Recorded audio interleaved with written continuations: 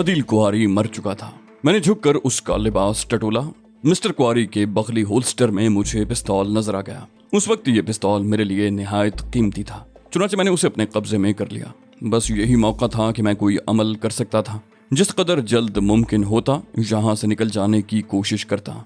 बाहर मेरे लिए खतरात जरूर थे, मगर उससे कम जो मुझे इस इमारत में दरपेश थे। चुनांचे मैं बर्क रफ्तारी से दरवाजे की तरफ बढ़ा, लेकिन शायद मुझे देर हो चुकी थी। जूं ही मैंने दरवाजा खोला, मुझे 6-7 अफराद नजर आए जो दरवाजे के करीब पहुंच चुके थे। सबसे आगे एक पस्ता कामत दाढ़ी वाला शख्स मौजूद था, जिसने सोचे समझे बगैर किसी अरने भैंसे की तरह मेरे सीने पर टक्कर मारी। वो कमबख्त वाकई किसी ऐसे भैंसे की मानंद था जो दरख्तों को जड़ों से उखाड़ देते हैं। मैं बुरी तरह कमरे के वस्त में आकर गिरा और दूसरे लम्हे उसने मेरे ऊपर छलांग लगा दी। गालिबन उसने मेरे हाथ में पिस्तौल देख लिया था। पिस्तौल मेरे हाथ से निकल गया और उसके साथ ही भैंसे नुमा शख्स ने गिरबान से पकड़कर मुझे खड़ा कर दिया। फिर मैंने एक तेज और निस्वानी चीख सुनी। मेरे होशो हवास तो उस टक्कर ने ही छीन लिए थे। चीख की आवाज को मैंने सुना जरूर, लेकिन पहचान न सका। फिर मैंने किसी लड़की के अल्फाज सुने, ओ डैडी। इस जलील ने, इस वैश्य ने, इस जानवर ने डैडी को कत्ल कर दिया, मेरे डैडी को कत्ल कर दिया। वो फूट फूट कर रोने लगी। तब मैंने उसे पहचाना, वो ड्रैगी थी।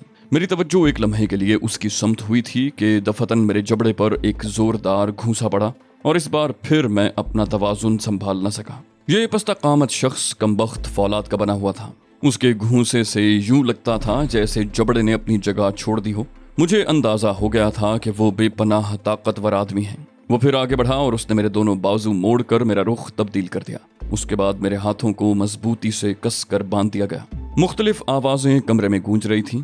वो गालिबन मिस्टर अदील कुआरी को संभालने की कोशिश कर रहे थे। फिर उनमें से एक ने कहा, मिस्टर कुआरी मर चुके हैं। ड्रैगी फिर दिलदोज आवाज में चीखी नहीं और उसके साथ ही वो मेरी तरफ घूम गई।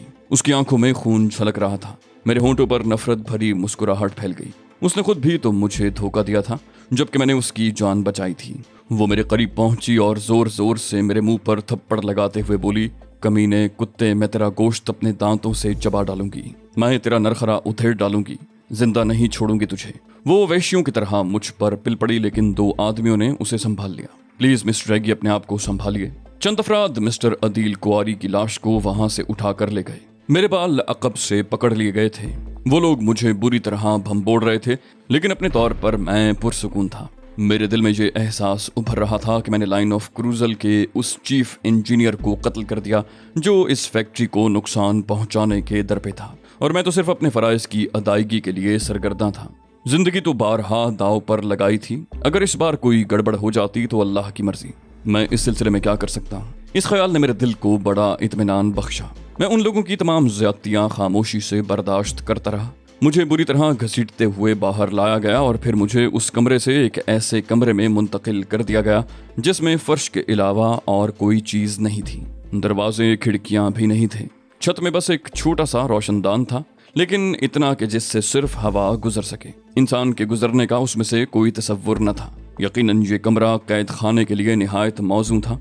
यहाँ मुझे धकेल कर दरवाजा बंद कर दिया गया। बाहर के हंगामों से अब मैं कतई लाइल्म हो चुका था और उस कमरे के एक गोशे में बैठकर मैं ये सोच रहा था कि तकदीर ने यहाँ मेरा साथ नहीं दिया। अगर यहाँ से निकलने में कामयाब हो जाता तो बड़ी आसानियां फराहम हो सकती थी। अब तक की इस तमाम कार्रवाई में मेरे पेश निगाह यही बात थी कि लाइन ऑफ क्रूजल में होने वाली साजिशों के बारे में मालूमात हासिल कर सकूं कि किस तरह वो लोग लाइन ऑफ क्रूजल की उन फैक्ट्रियों में मौजूद हैं और किस अंदाज में काम कर रहे हैं। मसूद तलहा और दूसरे लोगों ने मुझे इस बारे में तमाम मालूमात फराहम की थी कि उन्होंने अपने तौर पर मशकूक लोगों से फैक्ट्री के इलाके को पाक रखने के लिए क्या कुछ किया है, लेकिन उसके बावजूद इतने आला पैमाने पर ये लोग यहाँ मौजूद थे। यकीनन अपनी इस हैसियत को हासिल करने के लिए उन्होंने ज़बरदस्त पैमाने पर काम किया होगा और इस तरह उन फैक्ट्रियों के इलाके में एतमाद हासिल किया गया होगा कि किसी को उन पर कोई शक न हो। ये सूरत हाल काफ़ी ख़तरनाक थी।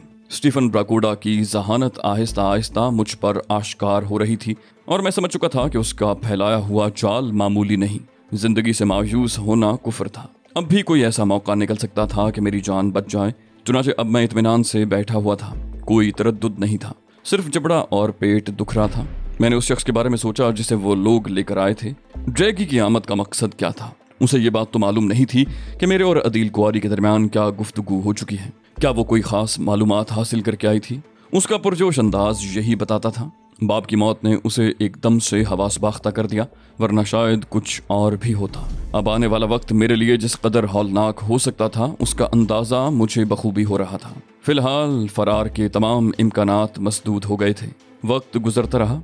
अब तो मैंने घड़ी की तरफ देखना भी छोड़ दिया था। फिलहाल मेरे पास कोई मंसूबा नहीं था।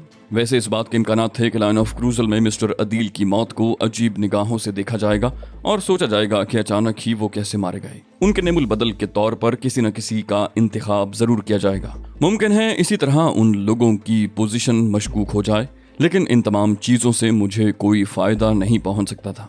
थोड़ी देर मजीद गुजरी थी कि दरवाजे के कुफल में चाबी घूमने की आवाज सुनाई दी और फिर दरवाजा अचानक ही पूरी कुव्वत से खुल गया। लेकिन जो शख्सियत दरवाजे के अंदर दाखिल हुई उसे देखकर मैं सन्नाटे में आ गया।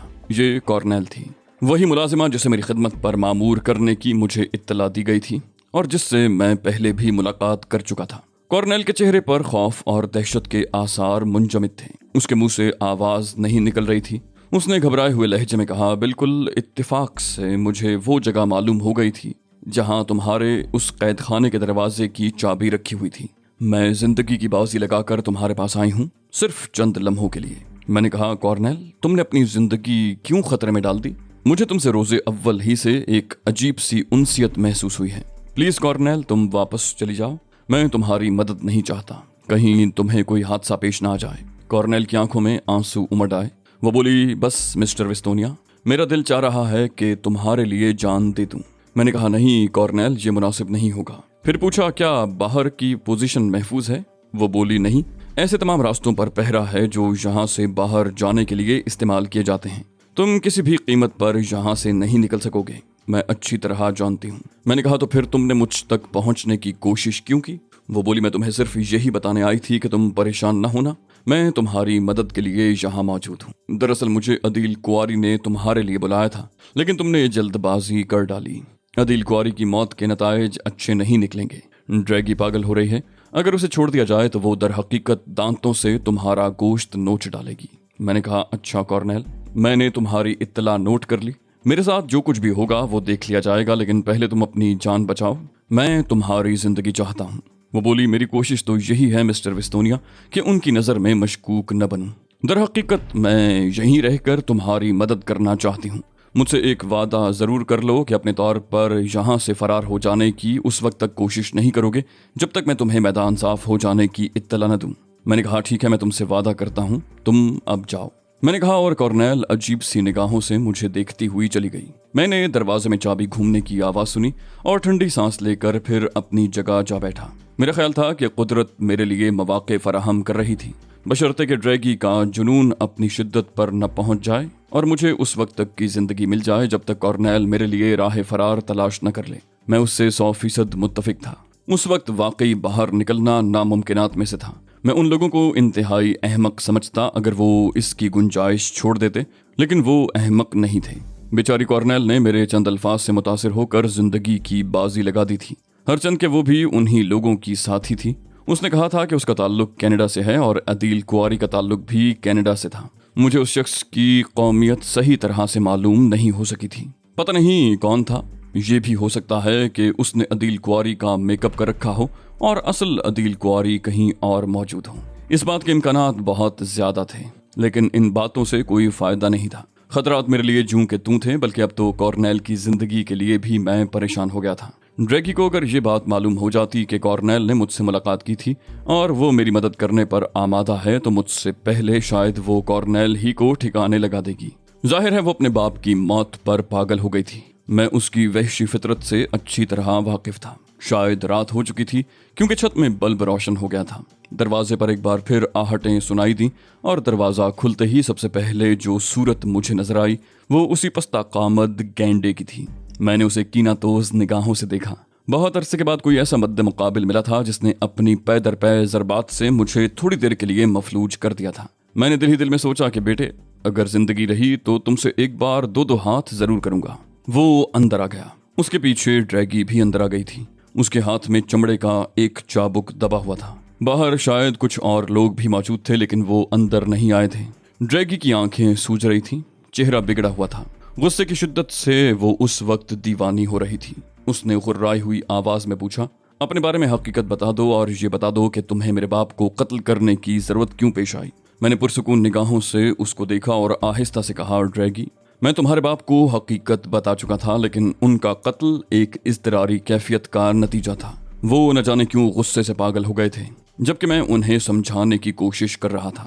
وہ بولی، کتے، تم نے انہیں قتل کر دیا۔ تم سچ بتا دو کہ تم کون ہو، ورنہ میں تمہیں ایسی عبرتناک سزا دوں گی کہ موت کے بعد بھی تم اسے بھول نہ سکو گے۔ میں نے کہا، میں نے تمہاری جان بچائی تھی ڈریگی، میں نے تم پر احسان کیا تھا، اس کے صلے میں تم مجھے جو کچھ بھی دینا چاہو دے سکتی ہو۔ وہ بولی، احسان تو میں نے بھی تجھ پر کیا تھا ذلیل انسان، میں نے تجھے ہر طرح کی سہولتیں فراہم کی تھیں۔ اس وقت تک مجھے اس بات کا گمان بھی نہیں تھا کہ تو کوئی غلط انسان ہو سکتا ہے۔ جب تک تیری لینڈ روور میں مجھے اسلحہ خانہ نظر نہیں آ گیا، یقیناً تیرا تعلق فلسطینیوں سے ہے۔ میں صرف صحیح جواب چاہتی ہوں۔ پستہ قامت نے مجھے گھورتے ہوئے کہا، بہتر ہوگا بیبی یہ جواب مجھے اس سے حاصل کرنے دو۔ وہ بولی، نہیں، بکواس مت کرو، خاموش اپنی جگہ کھڑے رہو۔ وہ بولا، لیکن بیبی اسے مرنا نہیں چاہیے، تم جانتی ہو یہ کس کا حکم ہے۔ ڈریگی نے کہا، مگر میں اسے زندہ درگور ضرور کر دوں گی۔ جواب دے جانور، جواب دے۔ اور وہ کوڑا لے کر مجھ پر پل پڑی۔ اس نے سڑاک سڑاک کی آواز کے ساتھ پے در پے کئی کوڑے میرے جسم پر رسید کر دیے۔ نہ جانے کم بخت کیسا کوڑا تھا، بدن میں آگ لگتی محسوس ہو رہی تھی۔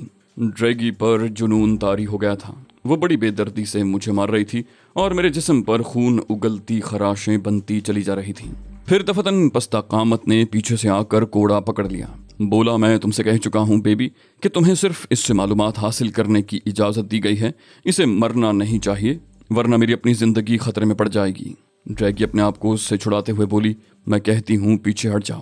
وہ بولا، نہیں، تم وعدہ کر کے آئی تھیں کہ معلومات حاصل کرنے کے سلسلے میں صرف تشدد کرو گی، اسے ہلاک کرنے کی کوشش نہیں کرو گی۔ ڈریگی نے کہا، میں اس کی کھال ادھیڑ دوں گی، میں جب تک اس کے جسم کی بوٹی بوٹی الگ نہیں کر دوں گی مجھے سکون نہیں آئے گا۔ پستہ قامت نے اسے پیچھے گھسیٹتے ہوئے کہا، چلو بیبی واپس چلو، یہ سوالات ہم خود ہی اس سے کر لیں گے۔ ڈریگی نے 2-3 بار اس کی گرفت میں پھڑپڑانے کی کوشش کی تھی، لیکن پستہ قامت اسے گھسیٹتا ہوا باہر لے گیا۔ میں دھڑام سے زمین پر گر پڑا، بدن میں شدید ٹیسیں اٹھ رہی تھیں۔ دل چاہ رہا تھا کہ ان زخموں پر جی بھر کر پانی ڈالوں، لیکن پانی کا کوئی وجود نہیں تھا۔ دروازہ باہر سے بند ہو گیا اور میں اپنے زخموں کو دیکھنے لگا۔ لباس کئی جگہ سے پھٹ گیا تھا اور خون کی لکیریں باہر رنگ آئی تھیں۔ میں اپنے ان زخموں پر انگلی پھیرنے لگا۔ پورے بدن میں کرب کی لہریں دوڑ رہی تھیں، لیکن میرے ہونٹوں پر مسکراہٹ پھیل گئی۔ میں نے آہستہ سے کہا، یہ سب کچھ تو برداشت کرنا ہی ہوگا علی یار خان، یہ سب تو برداشت کرنا ہی ہوگا۔ میں نے اپنی قوت ارادی کو کام میں لاتے ہوئے اپنے حواس کو مجتمع کیا اور ذہنی طور پر خود کو پرسکون کرنے لگا۔ وقت گزرتا رہا اور مجھے کوئی اندازہ نہ ہو سکا کہ کتنا وقت گزر گیا۔ کلائی پر بندھی ہوئی گھڑی میں وقت دیکھا تو 10:25 ہوئے تھے۔ میں نے فرش پر ہی ٹانگیں پھیلا دیں اور بازو پر ہاتھ رکھ کر کروٹ لینے کی کوشش کی، لیکن اس کوشش میں کامیاب نہ ہو سکا کیونکہ دائیں بائیں دونوں سمت خاصے زخم لگے ہوئے تھے۔ اس وقت رات کا تقریباً 1 بجا تھا جب دروازے پر قدموں کی چاپ سنائی دی۔ میں اچھل کر بیٹھ گیا، میری نگاہیں دروازے پر لگ گئیں۔ دروازہ کھلا اور کارنیل کا چہرہ نظر آیا۔ وہ سہمی ہوئی سی اندر آ گئی، چہرہ خوف سے سفید پڑا ہوا تھا۔ مجھے دیکھا اور دیکھنے کے بعد جیسے اسے شدید ذہنی اذیت ہوئی، وہ اپنا خوف بھول کر میرے نزدیک آ گئی اور پھر دفتن اس نے اپنا سر میرے سینے پر ٹکا دیا۔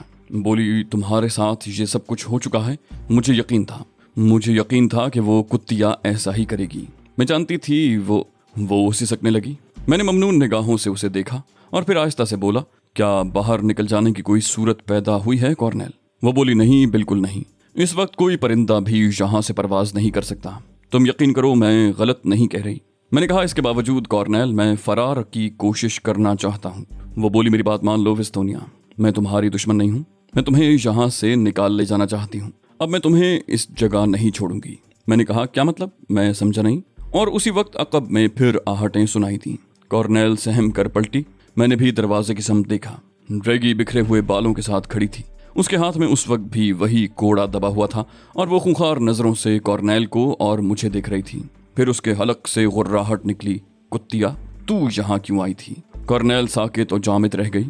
ڈریگی آہستہ آہستہ آگے بڑھی اور اس نے دروازہ بند کر دیا۔ وہ خونی نگاہوں سے کارنیل کو دیکھتی ہوئی اس کی سمت بڑھ رہی تھی اور کارنیل پیچھے ہٹتی ہوئی دیوار سے جا لگی۔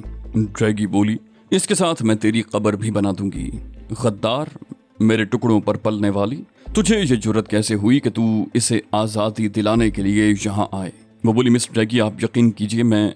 लेकिन दफतन ड्रैगी ने कोड़ा खोल लिया और फिर उसे कॉर्नेल के सामने घुमाने लगी। लेकिन मैं जानता था कि कॉर्नेल उस कोड़े की ज़रब किताब नहीं ला सकेगी। चुनांचे मैंने फुर्ती से आगे बढ़कर दरमियान ही में कोड़ा अपनी कलाई पर रोक लिया और फिर फौरन कलाई घुमाकर उसे पकड़ लिया। उसके साथ ही मैंने ड्रैगी को जोर से खींचा और वो झोंक में आगे बढ़ाई। शिद्दत दीवानगी में वो उस तरफ निकल तो आई थी, लेकिन बेवकूफ़ ने ये नहीं सोचा था कि मैं बाहर तौर जिंदा हूँ। जैसे ही वो आगे बढ़ी, मैंने उसके बाल पकड़े और पूरी कुव्वत से उसे दीवार की तरफ वापस धकेल दिया। ड्रैगी का सर दीवार से टकराया और खून की धार उसके सर के पिछले हिस्से से बाहर निकली। दीवार से टकराकर वो वहीं ढेर हो गई, गालिबन बेहोश हो गई थी। कॉर्नेल फटी फटी आंखों से ड्रैगी को देख रही थी। फिर उसने मेरी तरफ देखा और दौड़कर मुझसे लिपट गई। आओ जल्दी चलो, वरना हम मारे जाएंगे, जिंदा नहीं बचेंगे। मैंने कहा आओ, और दरवाजे से बाहर निकल गया। मैंने कहा तुम मुझे बैरूनी हिस्से में ले चलो, मैं देखूंगा कि यहाँ से निकलने की क्या सूरत हो सकती है। वो बोली, अगर उन्होंने तुम्हारे साए को भी देख लिया तो बुरी तरह भून डालेंगे। यकीन करो उनकी तादाद बहुत ज्यादा है, हम इस वक्त बाहर नहीं निकल सकते। मैंने पूछा तो फिर क्या करें कॉर्नेल, बताओ। वो बोली, मेरे साथ आओ, मैं तुम्हें एक ऐसी जगह ले चलती हूँ जहाँ तुम उनकी निगाहों से महफूज रह सकोगे। उसने कहा और एक राहदारी में मुड़ गई। इमारत उस वक्त खामोश और सुनसान थी, कोई भी आसपास नजर नहीं आ रहा था। गालिबन मुझे उस कमरे में कैद करने के बाद वो इस बात से मुतमईन हो गए थे कि मेरे लिए यहाँ से निकलने का कोई चांस नहीं है। कॉर्नेल मुझे लिए हुए एक और कमरे में पहुंची। उसने कमरे का दरवाजा खोला और फिर अंदर दाखिल हो गई। मैंने सवाल किया, क्या ये कमरा महफूज है? वो बोली, नहीं, लेकिन इसमें उस तहखाने का रास्ता है जिसके बारे में शायद मिस्टर अदील कुआरी के अलावा और कोई नहीं जानता। मेरे साथ आओ, यहाँ हम रोशनी नहीं कर सकते, उसने कहा और फिर अंदाजे से कदम उठाती हुई आगे बढ़ गई। चंद लम्हे के बाद वो एक दीवार के करीब थी। फिर वो तारीकी में दीवार पर हाथ फेर कर कुछ टटोलने लगी और उसके बाद एक तेज सरसराहट की आवाज मुझे सुनाई दी। ये आवाज मेरे बाईं समत से आई थी, लेकिन तारीकी के सबब ये अंदाजा न हो सका कि क्या हुआ है। कॉर्नेल ने मेरा हाथ पकड़ा और आहिस्ता आहिस्ता बाईं समत सरकने लगी। उसकी पुश्त दीवार से लगी हुई थी। बोली, एहतियात से, कहीं किसी चीज से टकरा न जाएं। एक एक इंच चलो ताकि हमारी इस कमरे में मौजूदगी का अंदाजा किसी को न हो सके। मैं कॉर्नेल के साथ सरकता रहा, साथ ही मेरा हाथ भी फैला हुआ था और फिर दफतन हमारे पांव लड़खड़ा गए। कॉर्नेल एक हल्की सी आवाज के साथ मुझ पर आ रही और हम दोनों अपना तवाजुन बरकरार न रख सके। मैं नीचे गिरा, कॉर्नेल भी मुझसे लिपटी नीचे गिरी और हम दोनों सीढ़ियों से लुढ़कते हुए काफी नीचे चले गए। लेकिन कमरे में ये सीढ़ियां कहां से आईं इसका मुझे अंदाजा नहीं हो सका था। कॉर्नेल संभल कर उठी और फिर मुझे उसी जगह रहने की हिदायत करके किसी समत बढ़ गई। 2-3 मिनट इसी तरह गुजर गए। कॉर्नेल के कदमों की चाप मुझे जरूर सुनाई दे रही थी, मगर वो क्या कर रही थी इसका मुझे अंदाजा नहीं था। फिर मुझे वैसे ही सरसराहट सुनाई दी जैसी मैंने कमरे में सुनी थी और उसके बाद शायद तहखाने का दरवाजा बंद हो गया और चंद ही लम्हों के बाद मध्यम रोशनी फैल गई। रोशनी फैलने से कबल चट की आवाज सुनाई दी जैसे कोई स्विच ऑन किया गया हो। कॉर्नेल के चेहरे पर अब भी दहशत के आसार थे। उसका बदन हौले हौले लरज रहा था। मैं हैरत से उस तहखाने को देख रहा था जो एक वसीओ अरीज हॉल की शक्ल रखता था। उस हॉल में दबीज कालीन बिछा हुआ था। उनाबी रंग के उस कालीन पर बेहतरीन फर्नीचर मौजूद था। एक जानिब मसहरी भी थी जिस पर आला किस्म का बिस्तर मौजूद था। दूसरी तरफ एक वसीओ अरीज राइटिंग टेबल थी जिसके पीछे रिवॉल्विंग चेयर थी। एक समत एक छोटा सा कैबिन बना हुआ था जिसमें न जाने क्या था। दूसरी समत टॉयलेट लिखा हुआ नजर आ रहा था। एक समत किताबों की एक अजीमुशान अलमारी लगी हुई थी जिसमें बेहतरीन किताबें रखी हुई थी। कॉर्नेल फर्श पर बैठकर गहरी गहरी सांसें लेने लगी। मैं उसके करीब पहुंचा और उसका हाथ पकड़कर उसे एक कुर्सी के करीब ले गया और कुर्सी पर बिठा दिया। कॉर्नेल के जिस्म पर अब भी कपकपी तारी थी। मैंने कहा, खुद को पुरसुकून करो कॉर्नेल, मेरे ख्याल में अब हम खतरे से बाहर हैं। कॉर्नेल ने थकी थकी निगाहों से मुझे देखा और फिर आहिस्ता से बोली, तुम भी इस बात का यकीन कर लो विस्तोनिया कि अब हम खतरे से बाहर हैं। मैंने कहा, मुझे यकीन है, लेकिन मैं सख्त हैरान हूँ, ये जगह तुम्हें कैसे मालूम हुई जबकि तुम कहती हो कि मिस्टर अदील कुआरी के अलावा किसी और को इस बारे में मालूम नहीं। वो बोली, मैं इस इमारत में पहली बार नहीं आई, इससे कबल भी यहाँ आ चुकी हूँ। मैंने एक बार अदील कुआरी को चोरों की तरह हर तरफ से मुतमईन होकर इधर आते हुए देखा था और फिर इसी अंदाज में तहखाने का दरवाजा खोलकर अंदर उतर गए थे। जब वो चले गए तो मेरे तजस्सुस ने मुझे मजबूर किया कि मैं इसका जायजा लूं और मैं इस तहखाने को देखने में कामयाब हो गई। मैंने कहा, लेकिन हो सकता है कि ड्रैगी को इसके बारे में मालूम हो। वो बोली, मैं नहीं कह सकती। मुमकिन है ऐसा हो, लेकिन अगर ये बात है तो भी कम से कम वो ये बात नहीं सोचेगी कि हम लोग इस तहखाने में आए हैं, क्योंकि इतना मैं जानती हूँ कि आम लोग इस तहखाने के बारे में बिल्कुल इल्म नहीं रखते। मैंने कहा खैर कोई बात नहीं, जो होगा देखा जाएगा, मौका मिलते ही हम यहाँ से निकलने की कोशिश करेंगे। वो बोली मेरे जहन में भी यही ख्याल था। मैं जानती हूँ इस वक्त वो लोग पूरी तरह मुस्तैद हैं, लेकिन जब उन्हें तुम्हारी मौजूदगी का एहसास होगा तो वो अपनी तमाम तर तवज्जो बाहर की तरफ मरकूज कर लेंगे। तहखाने के बारे में वो सोच भी नहीं सकते, और फिर जब वो तुमसे मायूस हो जाएंगे तो इमारत से पहरा ख़त्म हो जाएगा और मैं तुम्हें यहाँ से निकाल लूँगी। मैंने कहा ये सब बात की बातें हैं कॉर्नेल, इस वक्त तुमने मुझ पर यह बहुत बड़ा एहसान किया है, मगर इसके सिले में मैं तुम्हें कुछ नहीं दे सकता। वो बोली प्लीज़ ऐसा ना कहें। तो दोस्तों ये थी हमारी आज की एपिसोड। उम्मीद करते हैं आपको हमारी कहानी पसंद आई होगी। जाने से पहले इस वीडियो को लाइक कीजिए और शेयर करना मत भूलिए। कमेंट करके हमें बताइए कि आपको हमारी वीडियो कैसी लगी, और अगर अभी तक आपने इस चैनल को सब्सक्राइब नहीं किया तो इसे सब्सक्राइब कीजिए और बेल आइकन दबाकर ऑल नोटिफिकेशंस ऑन कर लीजिए।